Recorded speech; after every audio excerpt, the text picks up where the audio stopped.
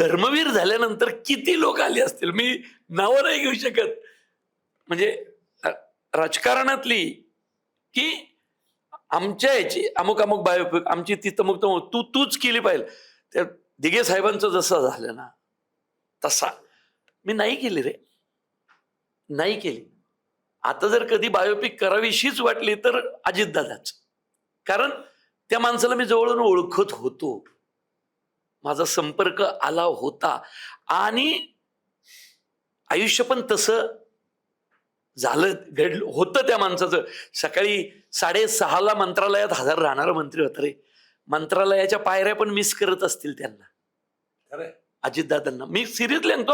म्हणजे त्या मंत्रालयाच्या पायऱ्या पण म्हणत असतील की अर सकाळी सकाळी येणारी काही पावलं मिस झाली.